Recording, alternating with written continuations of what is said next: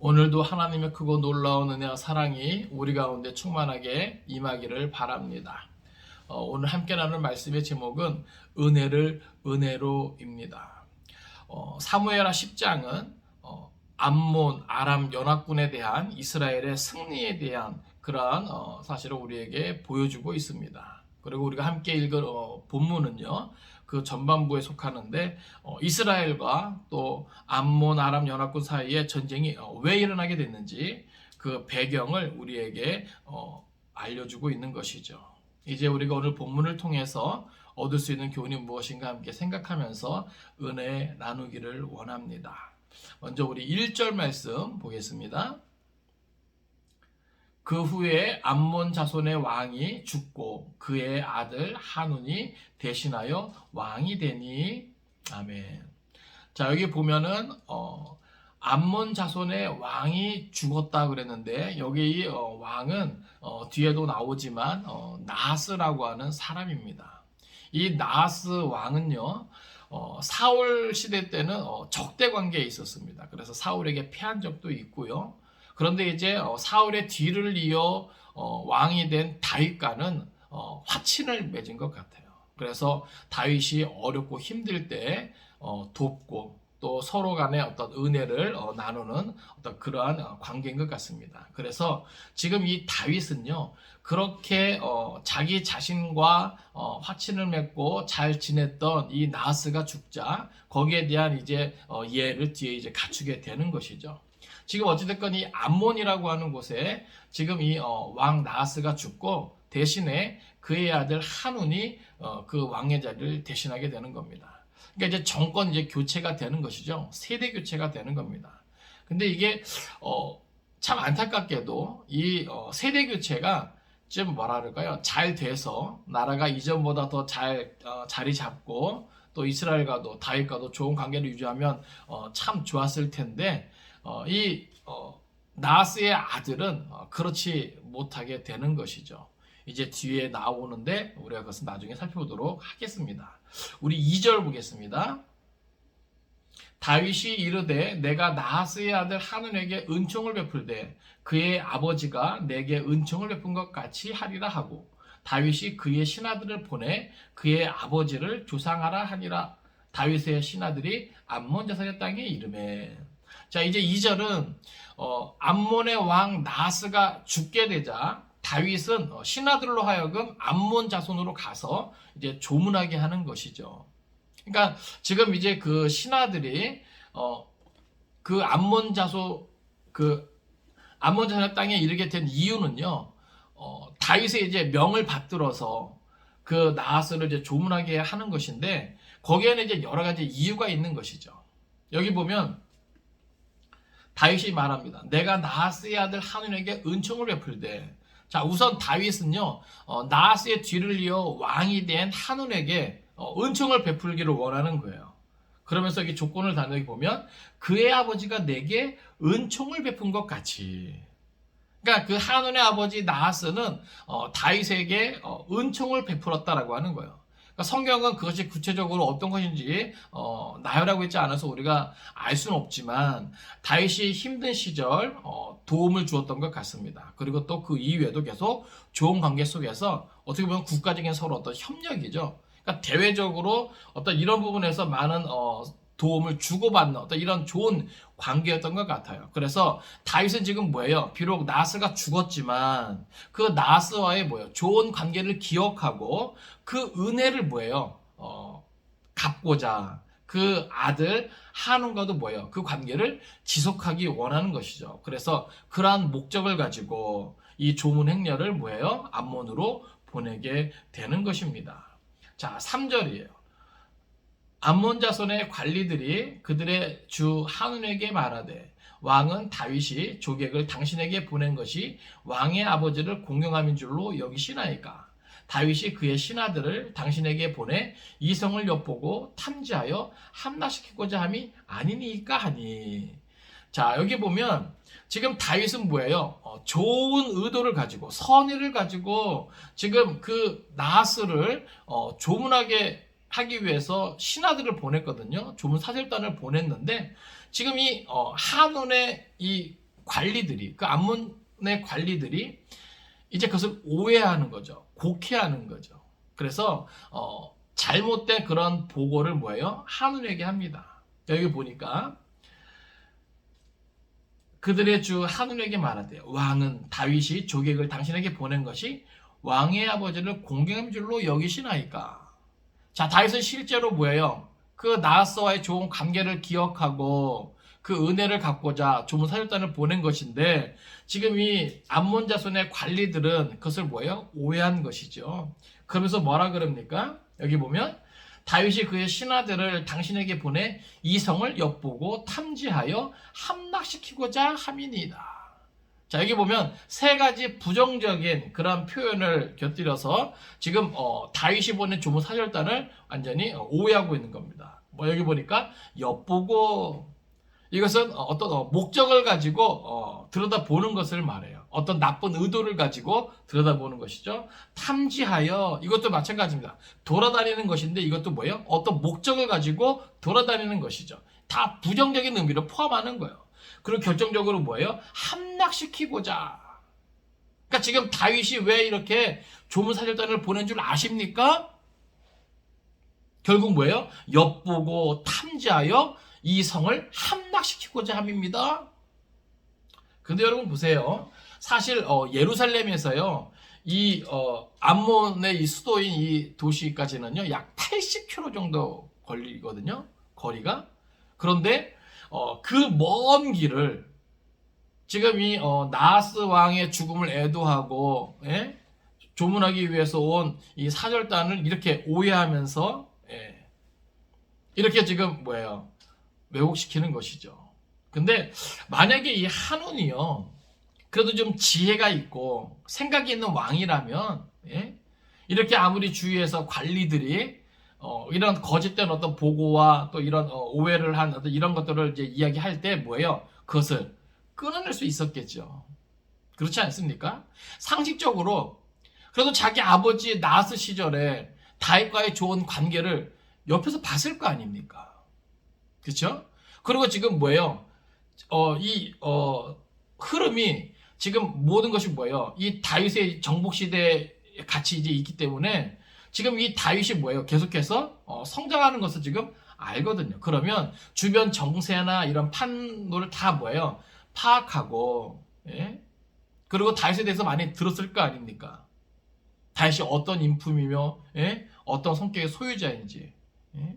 어떤 지도자인지, 어떤 왕인지, 사울과는 차원이 다른, 예? 그런 왕이고 그런 지도자고 그런 사람이라는 것을, 그래서 다윗의 어떤 인성과, 예? 그 모든 것들을 다 들어서 제대로 알고 있었다면, 아무리 주변에서 이렇게 오해하고 곡해하면서 이런 잘못된 의견을 이렇게 냈을 때 그것을 뭐예요? 과감하게 물리치고 자기가 마땅히 걸어가야 할 정도를 걸어가야 할 것인데, 이 한우는 그렇지 못합니다. 그것이 이제 안타까운 거죠. 그래서 결국 뭐예요? 나라의 이제 국운이 이제 기울어지게 되는 원인이 되는 것입니다. 4절 보세요. 이러한 잘못된 보고에 의해서 한운이 하는 그 지시를 보십시오. 그 행동을 보세요. 이에 한운이 다윗의 신하들을 잡아 그들의 수염 절반을 깎고 그들의 의복의 중동볼까지 자르고 돌려보내매. 자, 지금 이 암몬 자손의 관리들이 한운에게 이 보고한 것은 뭐예요? 그대로 받아들인 것이죠. 그러니까 어떻게 보면 우리도 지금 대선 전국이지만 진짜, 예, 능력 있는 사람을 잘 뽑아야 됩니다. 예? 뭔가 내가 이렇게 가지고 있는 지식이 없고 판세를 읽을 수 있는 실력이 없으면, 예?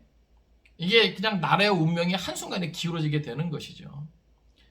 이 한운이 그런 실력이 없으니까 그저 잘못된 이 보고에 의해서 지금 다윗이 보낸 이 신하들을 어떻게 합니까? 여기 보니까 그들의 수염 절반을 깎고, 이것은요 그냥 가지런히 딱 반을 자른다는 게 아니에요.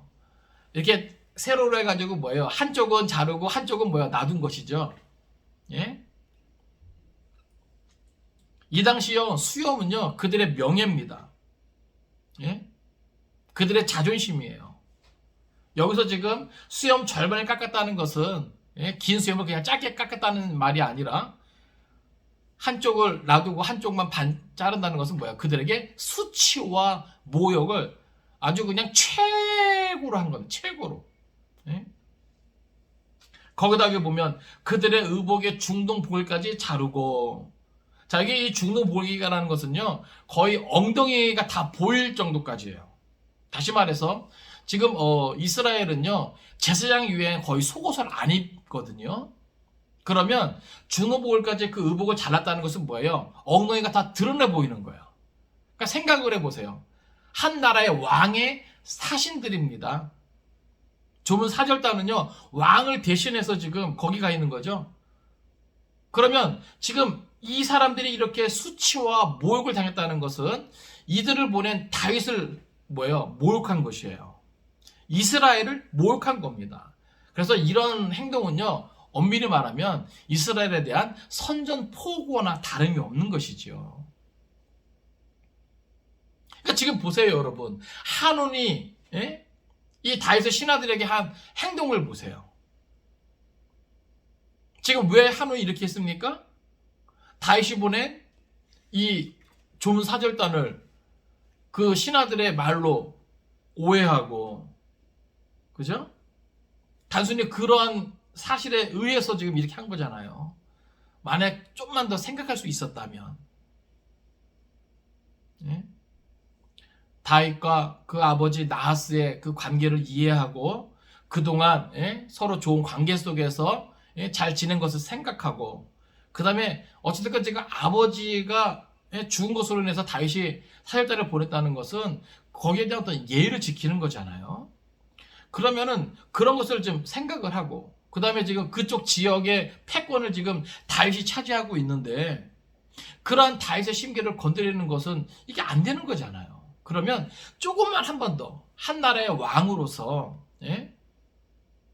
조금만 더 생각을 하고 조금만 더 책임감 있는 그런 판단을 했다면 어땠을까라는 생각이 드는 것이죠. 5절입니다. 사람들이 이 일을 다윗에게 알리니라. 그 사람들이 크게 부끄러워함으로 왕이 그들을 맞으러 보내 이르기를 너희는 수염이 자라기까지 여리고에서 머물다가 돌아오라 하니라. 아멘. 자, 지금 사람들이 이 일을 다윗에게 알리게 됩니다. 여러분 지금 다윗의 그 입장을 생각을 해보세요. 자기가 좋은 관계를 유지했던 그 나하스 왕이 죽었기 때문에 참으로 애도하는 마음으로 사절단을 보냈습니다. 예를 갖춰서 보냈습니다. 그런데 그 사절단을 그 아들이 모욕을 줘요. 수치를 줘요. 여러분 다윗의 지금 기분이 어떻겠습니까? 예? 그것은 뭐예요? 곧 자기 자신을 그렇게 모욕한 거라고 생각할 수 있는 것이죠. 충분히. 아주 흠모 상태일 거예요. 그럼에도 불구하고 뭐예요? 다윗이 그렇게 모욕을 당한 그 신하들을 또 이제 대하는 걸 보세요. 여기 보면 그 사람들이 크게 부끄러워함으로. 여러분 아까 제가 그 이 암몬 이 수도에서 예루살렘까지는 약 80km 된다 그랬죠? 상당히 이제 먼 이제 거리인데 그 사람들이 다시 돌아오기까지 얼마나 수치스럽겠습니까? 예? 그리고 그런 모욕을 당했다는 것 자체가 뭐예요? 창피한 일이죠. 그랬을 때 뭐예요? 그들에게 수염이 자라기까지 여리고에서 머물다가 돌아오니라. 여기 자 여리고는요 그 암몬에서 가장 가까운 그러한 곳입니다. 그러니까는 뭐예요? 그곳에서 수염이 다 자라기까지 기다렸다가, 왜냐면 이런 것까지는 너무나 먼 길이기 때문에. 예? 그만큼 뭐예요? 다윗은 상당히 흥분하고 화가 나 있음에도 불구하고 자기 신하들을 생각하고 배려하는 그러한 마음을 보여주고 있는 것이죠. 오늘 우리가 이제 본문 속에서 몇 가지 생각하면서 우리가 은혜를 나누기 원합니다. 첫째는 자녀를 위한 최고의 유산은 신앙입니다 라고 하는 사실이에요. 우리가 1절에 보면 그 후에 암몬 자손의 왕이 죽고 그의 아들 한운이 대신하여 왕이 되니, 자 여기에는 사실 뭐예요? 많은 것들이 있는 것이죠. 사실 이것이 뭐예요? 10장 전체에 뭐예요? 이유가 됩니다. 원인이 되는 거예요.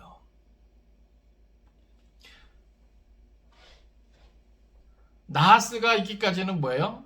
이스라엘과 좋은 관계를 유지했던 것이죠. 그런데 나하스가 죽고 나서 뭐예요? 그 아들 하눈이 왕에 오르면서 뭐예요?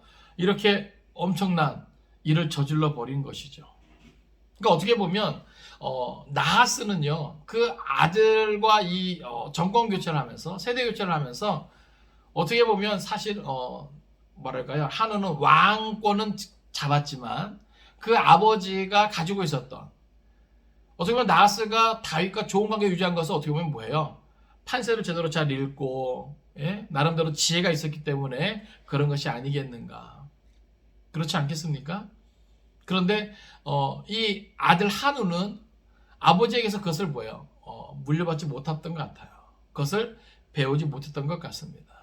그러니까 어떻게 보면 뭔가 그 선대에 있어서 좋았던 그런 부분들을 후대에 잘 전해주는 것, 이것이 어떻게 보면은 중요한 일이라 그렇게 생각을 합니다. 특별히 우리는 믿는 사람으로서 우리가 가지고 있던 그런 신앙을 후대에 물려주는 것, 자녀들에게 물려주는 것, 이것이 어떻게 보면 가장 중요한 일이라고 우리가 좀 여길 수 있어야 될 것 같습니다. 왜냐하면 여러분, 신앙을 이렇게 물려주는 게 저절로 되는 게 아니거든요.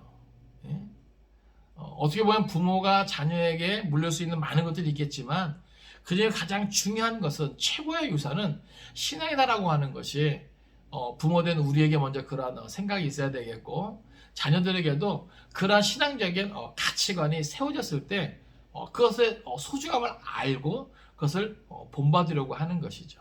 그러니까 어떻게 보면 이것이 얼마나 중요한 것인가.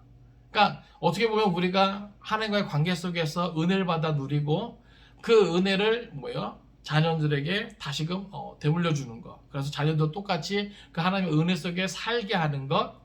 이것이 우리의 삶 가운데 가장 중요한 부분이죠.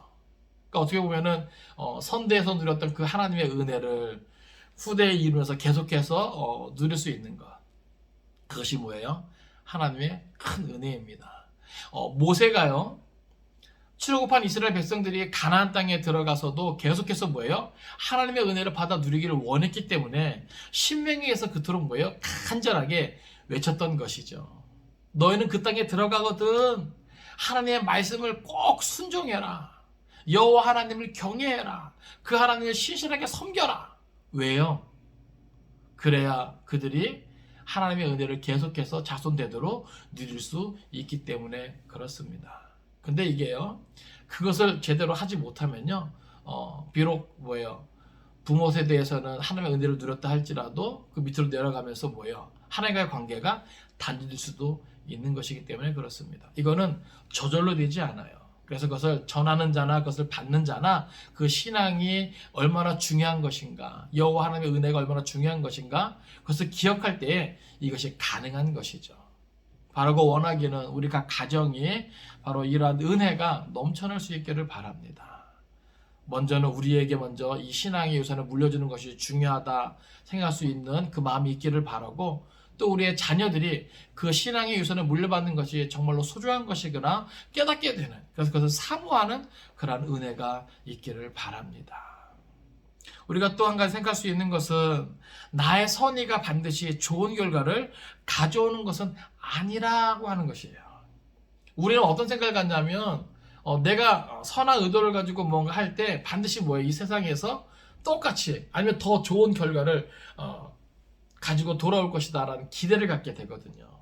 그리고 그 기대가 무너질 때 우리는 심하게 상처받습니다. 심하게 흔들립니다. 여러분, 죄악이 관영한 세상에서는요, 이것이 내가 선한 의도로 나아갔다 할지라도 그렇지 않고 도리어 반대의 결과를 가지고 돌아온 경우가 허다합니다. 그러니까 그것 때문에 오늘 우리가 상처받지 않았으면 좋겠고, 또 그것 때문에 우리가 흔들리지 않았으면 좋겠습니다. 오늘 본문에 보면요, 다윗은 분명 나하스의 죽음을 애도하면서 나하스의 그 좋은 관계를 기억하면서 그 아들 하는과도 그 좋은 관계를 계속 유지하고 또 그 언약을 연장시키기 위한 어떤 그러한 생각도 가지고 있었을 거예요. 그렇게 선한 의도를 가지고 좋은 사절단을 보냈지만 되돌아온 것은 뭐죠? 수치와 모욕이고 일종의 선전포고를 한 것이죠.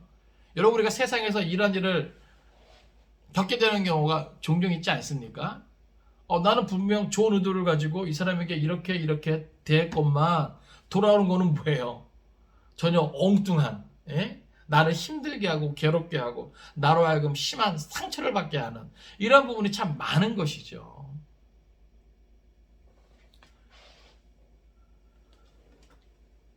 고린도전서 15장 58절은 이렇게 기록합니다.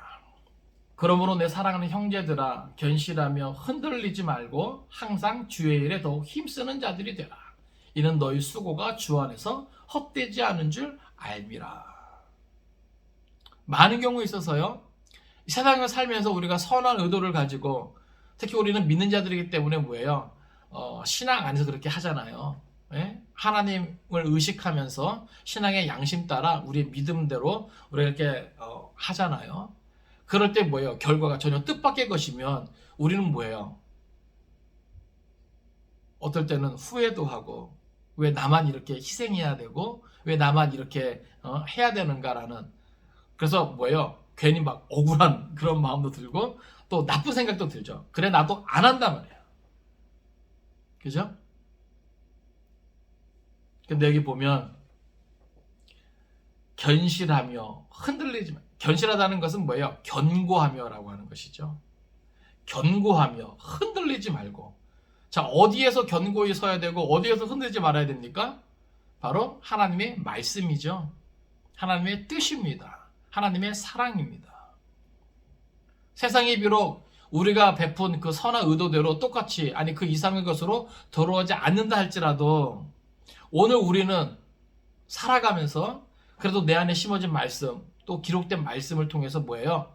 그 안에서 우리가 견고히 설 수 있어야 됩니다. 흔들리지 말아야 됩니다. 그러면서 뭐예요? 항상 주의 일에 더욱 힘쓰는 자들이 되어야 하는 것이죠. 왜 그렇습니까? 세상은 여전히 죄악에 관영한 세상이에요.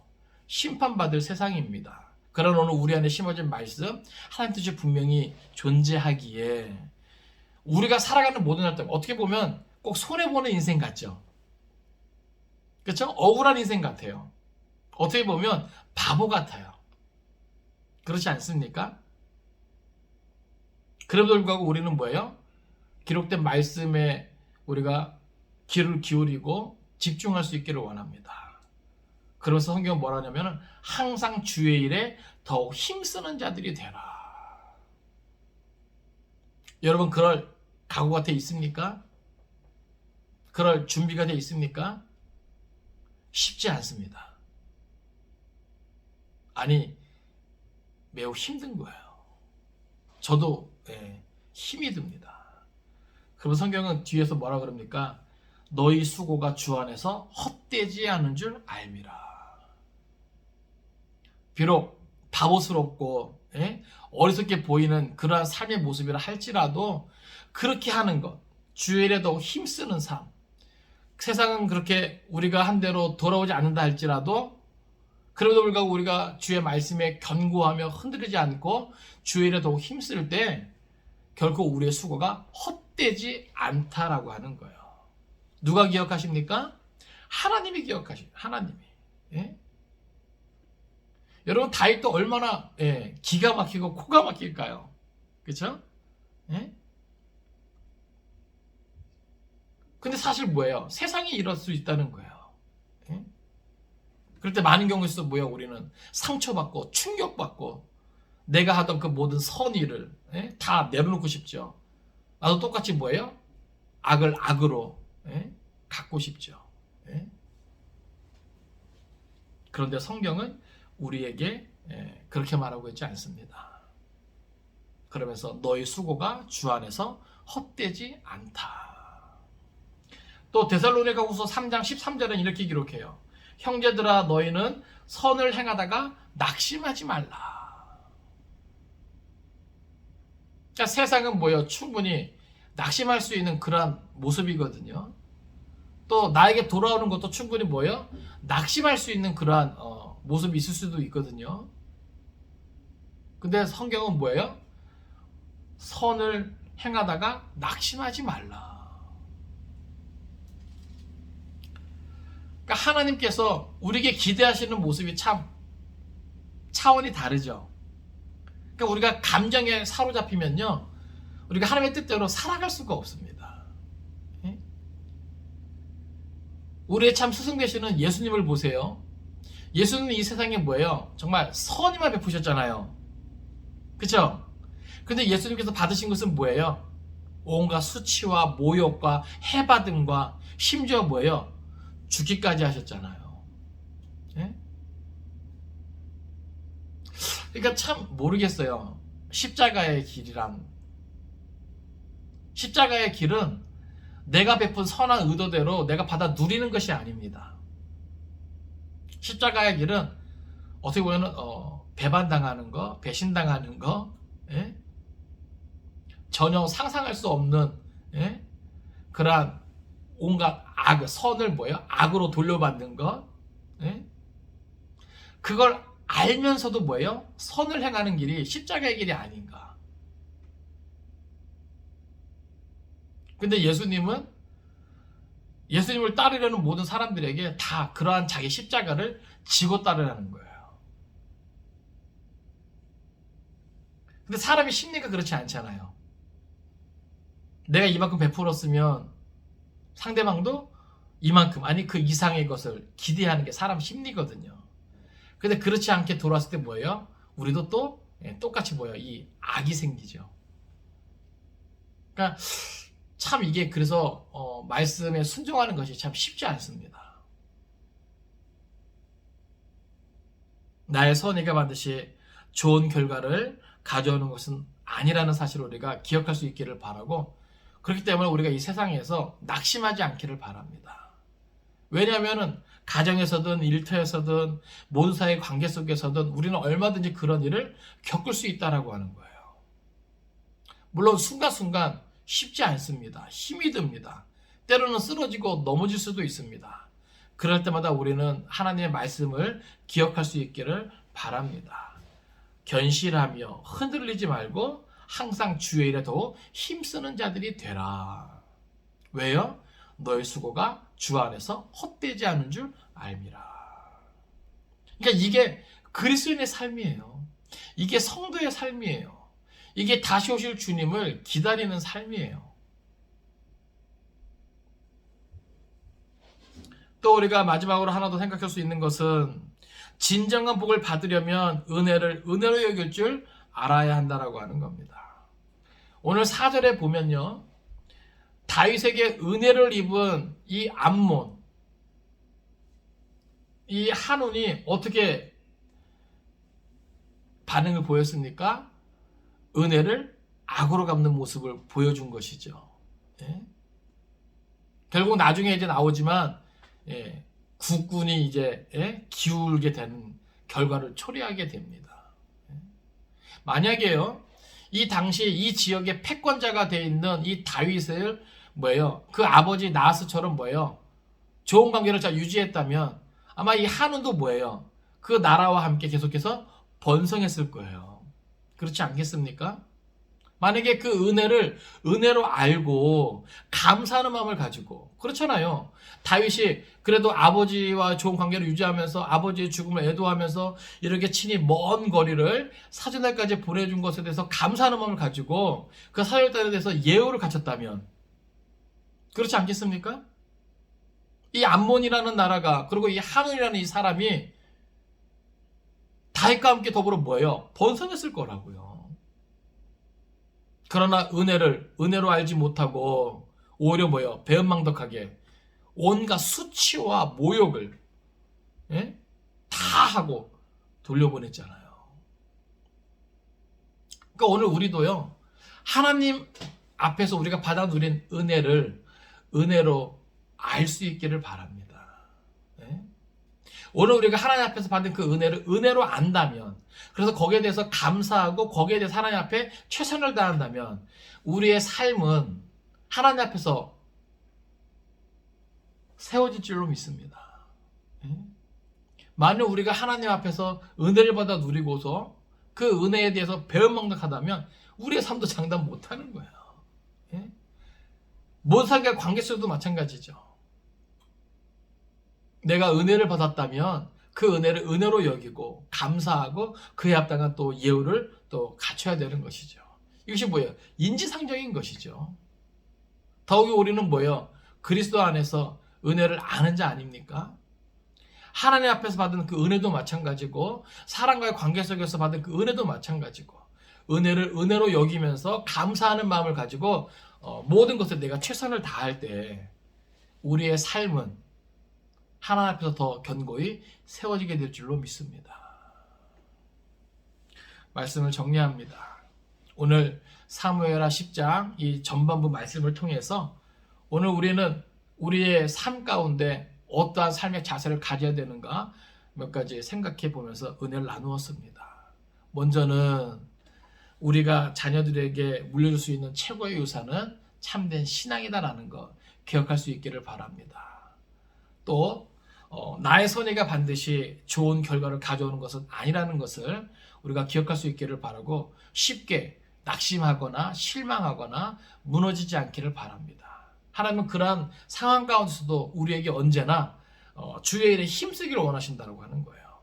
선을 행하다가 낙심하지 않기를 원하신다라고 하는 겁니다. 또 마지막으로 진정한 복을 받아 누리려면 계속해서 그 복을 받아 누리려면 은혜를 은혜로 여길 줄 알아야 한다라고 하는 사실이에요. 배은망덕한 그러한 모습은 하나님 앞에서나 사람들 앞에서 옳지 않습니다. 참 신앙의 모습으로 은혜를 은혜로 여기면서 감사할 줄 아는 우리의 삶이 될 수 있기를 주님의 이름으로 축원을 드립니다. 기도하겠습니다.